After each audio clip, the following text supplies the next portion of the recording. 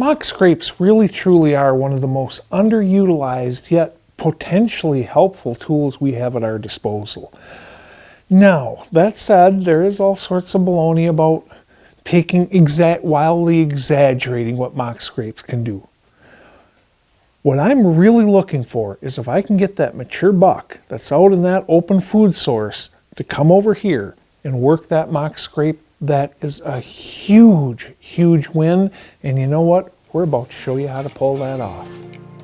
We talk a ton about creating high odds, low impact setups. To be most effective, you have to match your improvements to the habitat. Western habitat, heck of a lot different than Midwestern habitat. He's not putting all that energy into building up his antlers until his body's taken care of. The overwhelming majority of the tips that I come up with are issues I'm running into while I'm out here working.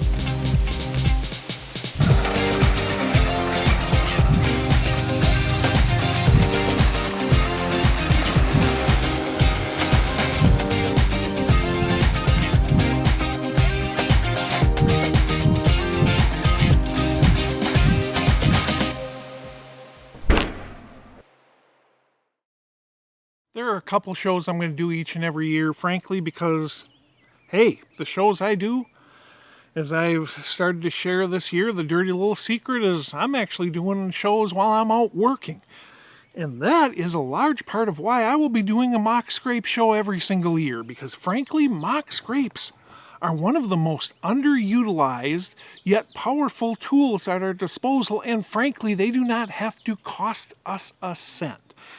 Anybody who's followed my work closely at all realizes that I'm big on cutting and planting scrape trees. I'm big on mock scrapes.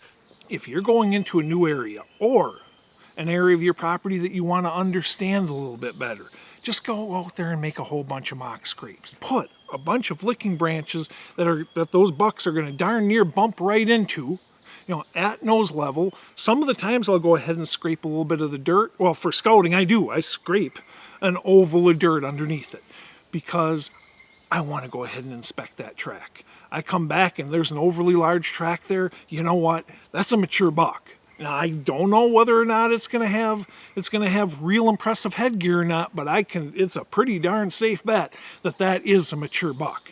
Okay, so that's a great scouting technique. If you're using them for inventorying, you want fresh branches because those bucks are, this time of year in the middle of summer, those bucks are in velvet. When those bucks are in velvet, they can't be raking those antlers on dead branches. They're actually trying not to come in contact with the branches with their antlers. They're just licking it and sniffing it and such. Scrapes are essentially the whitetail's equivalent to billboards. Okay? It's meant to advertise information to as many other deer as possible. You don't make mock scrapes in locations to draw deer. What you do is, this location is great.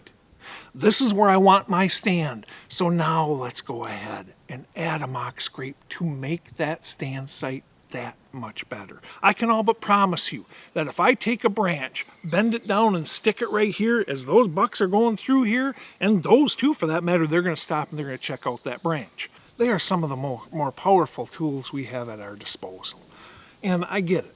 I get it. You know what? I still remember crystal clearly waiting to go on stage before another speaker at a deer show and listening to him go on and on and on about all you have to do is buy his mock scrape time dripper, and you go ahead and you set it for the exact time you want to dispense that scent. And man, you set it for a half hour after you're going to get up in your stand, and within 1 week, you are guaranteed to shoot the biggest buck around. And then somebody from the audience asks a question, well, okay, last time you were here, you were talking about how important it was to use the exact same urine from the exact same buck every single time, which is baloney, by the way. But you stress that so hard. So what happens if you're sending with this enough scent to go ahead and last us for a 1 week period with this system? What do we do? What do we do if we run out? Are the bottles numbered for the individual deer again so we can use? if you don't kill the biggest buck in that woods within the first 7 days, I'm afraid I can't help you. Because you're obviously doing something wrong. You know, you hear that type of garbage enough and you don't believe anything. And you shouldn't, because 99.9% of what that guy said as I was sitting there listening to him was pure 100% marketing baloney. Okay, mock scrapes are not going to draw Mr. Big from 28 ridges away to come to this scent. Okay, it is not going to, in my opinion, is not going to make it no matter what you do. So if I do this, I am guaranteed. Anytime somebody tells you something's guaranteed, run the other way when it comes to hunting, because you know what? We can't control what deer do. What we can do is stack the odds. Grown Big TV is brought to you by 10-Point Crossbow Technologies. There is no substitute. Redneck Blinds, the best hunting blinds on the planet. Furminator, the best food plot implement on earth. Hunter Safety Systems, saving lives is what we do. And by Antler King, bigger bucks, healthier deer. This segment of Grown Big TV is brought to you by 10-Point Crossbow Technologies. There is no substitute. Now that you've seen how powerful these tools can be, let's go ahead and try to apply them to hunting. All you have to do is keep a few things in mind that we're about to go over, and we can take the effectiveness up yet another level. All right, here's what mock scrapes can do for you. You go ahead and you make that mock scrape at a known distance, comfortable shooting range from that tree stand. You point that licking branch back towards you, towards your stand. So when that deer comes in, it's giving you good shot angles from the stand. Okay, at the same time, while it's working that stand, it is focusing all of its attention the other way. So when Mr. Big comes through and he's working that scrape, you don't have to sit up in the tree going, bah, bah, bah, trying to get this thing to stop and instead scaring the snot out of them. You're hunting utopia, you go ahead and bat all you want because they're going to stop, they don't know you. Try that stuff on public land. You try that junk on public land and you know what? From my experience at least, the bucks the 3.5-year-old plus survivors on that ground that I'm trying to hunt, you do that stuff at them and over half of them are going to be running the other way the second they hear you. Okay. Mock scrapes are not some beautiful, magic bullet that solves all of our problems. But you know what? They can be difference makers. They go ahead and stack the odds a little more. If you can go ahead and use a Magnum scrape dripper, please feel free, or any type of a scrape dripper, go for it. That's great, because now I can keep this location fresh for, this is their heavy duty version, which is dumping scent in about 10 days. Or I can use their Magnum scrape dripper and have it last 14, sometimes even up to 21 days without having to come back here to keep this recharged. That's awesome. And it's going to help. But not every buck is going to come over there. Does it matter when that 140-inch 8-point comes out, marches 20 yards over there and poses for you? At that point, do you care that 1.5-year-old buck didn't do it? No. What we're doing is we're trying to stack the odds. Just give us a little bit more of an advantage. So now you're killing two birds with one stone. You're going ahead and sucking those deer over for the shot when season comes around. But before then, you can go ahead and place a camera right on that scrape tree and you're going to get an inventory of the majority of the deer in that area, especially those more mature bucks. They want to come over, they want to check it out, who's here, who's not. I'm going to leave my scent to let everybody else know. Do you absolutely positively have to happen? I'm telling you right now, if it's a choice between funding the kids' college fund and going out and getting scrape drippers and scent, fund the kids' college fund. They help though. It definitely does make a positive difference. I'll get,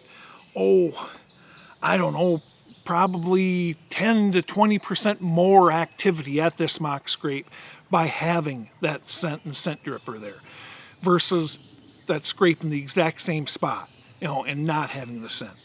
Works great for scouting and for hunting. Same with inwoods. If you are trying to figure out if you've got a mature buck that's using this funnel, you're trying to figure out if you got a mature buck using this trail, you're trying to figure out if you've got a mature buck in this general area, go out there and slap some mock scrapes in. Slap some mock scrapes in. You don't even have to go ahead and use cameras on them. What you can do is come back 2 weeks later, check the dirt for large tracks. If you have an overly large size track, guess what? You probably have a mature buck in the area. But just that quick, you went ahead and kicked your shot opportunity rate up a substantial notch. Say 5-10%. And you know what? You add 5-10% here, another 5-10% there, another 5-10% there, and all of a sudden we're cooking with gas. It's your hunting property, make 5, 10, 15, 20. Heck, I make over 200 mock scrapes a year. Okay, but make those 5, 10, 15, 20 mock scrapes in areas where you want to know if Mr. Big is working it.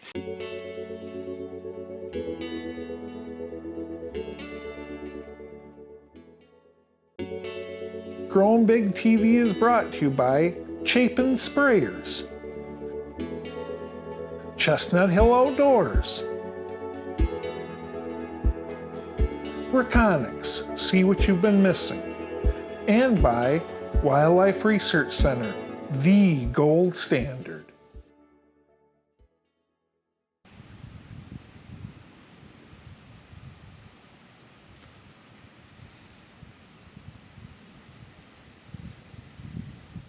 Now that we've seen all these powerful advantages that mock scrapes can bring us, let's take it up another level.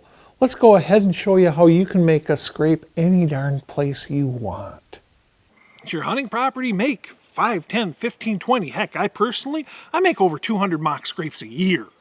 Okay, but make those 5, 10, 15, 20 mock scrapes in areas where you want to know if Mr. Big is working it. In this case, as I said, you don't even have to use scent. All you have to do is put that licking branch right there. In food plots, such as the one behind me here, I can't cover that entire food plot with a bow. So what I'll do is I'll either go ahead and cut a tree that, when planted 3 feet in the ground, will serve as a scrape tree, or I'll go ahead and get myself a treated fence post, put a treated 2x10 on top, put in a couple U-joints, and put some branches in there. The problem is when you do a bunch of these like I do, you know what? They get trashed. Softwoods, they don't even make it a season. A lot of hardwoods can make it that one season, maybe 2 or 3, but now you're cutting down tree after tree after tree. So what I've done is last year I went down, got a whole bunch of treated fence posts, whole bunch of treated 2x10s, cut lengths, attached them to the top of the fence post with 3 deck screws and some Gorilla Glue, to be honest with you. Went ahead and bought a bunch of U-bolts, put them through, planted them the exact same way I would a scrape tree. Now, the whole reason that I did that is so I wouldn't have to cut trees year after year after year. Now all I have to do is go cut some oak branches, stick them through those U-bolts, cinch them down tight, and it accomplishes the exact same thing. Making it so that I don't have to cut down all sorts of scrub oaks is what works the best, and replant them every 2-3 years, time after time after time. It's a nice balance. I'm not going to get into specs on it because frankly, I winged it, and I'm sure you guys can come up with even better specs than I did. Go ahead and put those scrape trees out in the middle of those food plots and face them towards the stand. I make somewhere around, somewhere north of 200 mock scrapes a year, every single year, on the various properties I manage. Of those, honestly, about 30 or 40 of them are adorned with Magnum scrape drippers and either hot scrape or golden scrape. Those are the ones where I really want a bunch of scraping activity in this area. I'm going to get it naturally just simply by putting those licking branches at nose level, but now sweetening the pot with a mock scrape or two, now I'm going to go ahead and get even more work. Magnum scrape drippers and good quality scents dripping out of them, such as Golden Scrape or Hot Scrape, is very helpful. But do not let that stop you. If you can't afford it, go out there and do it anyway. Before you know, you've went ahead and created a scraping social hub. And those are real fun areas to hunt at the end of October.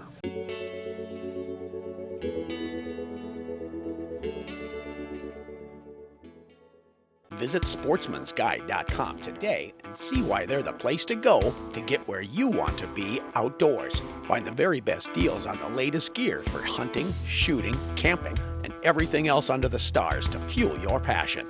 Shop sportsmansguide.com.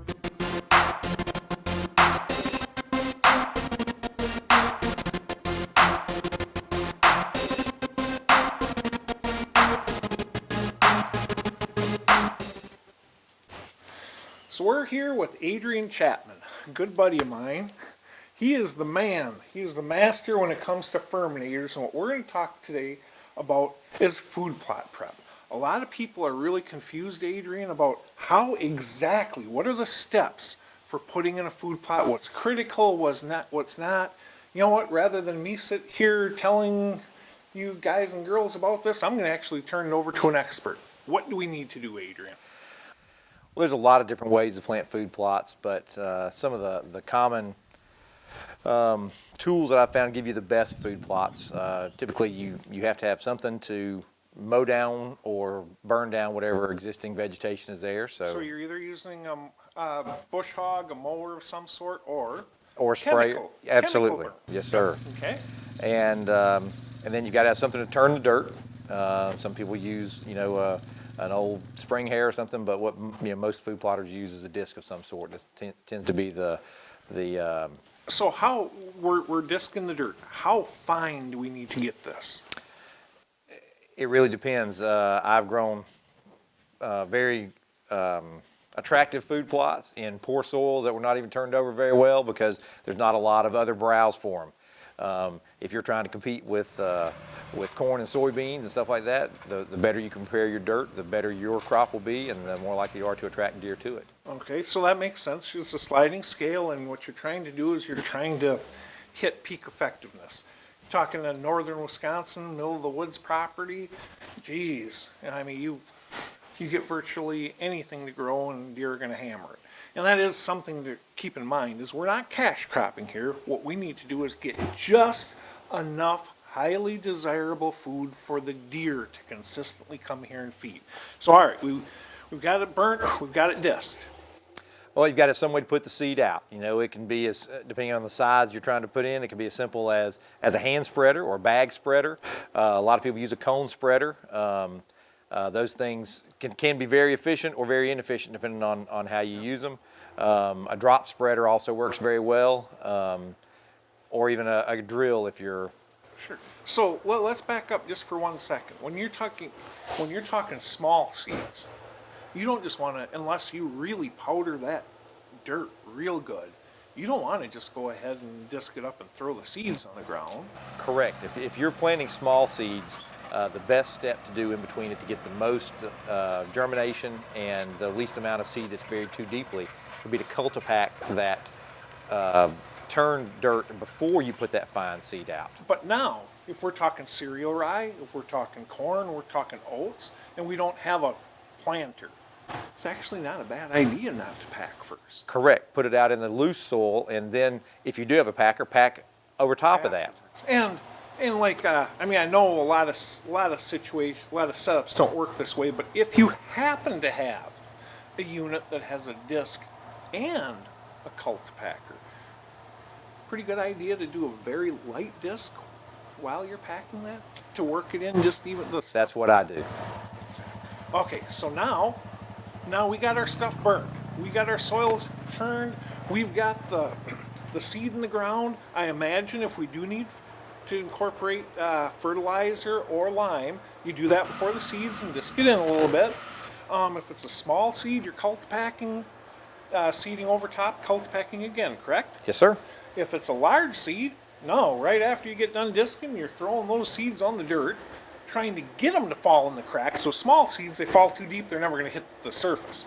But the bigger ones, yeah, beautiful. Okay, go ahead and disc or drag over top of that. But if you can, do a little disking while you're doing it to work the ones on the top down in a little bit. And then it's pretty much pray for rain.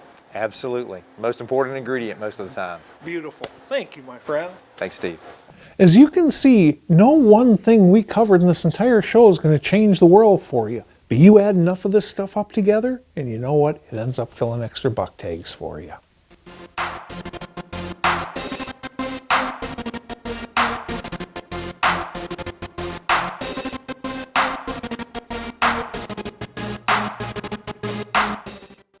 Thank you for watching Growing Big TV.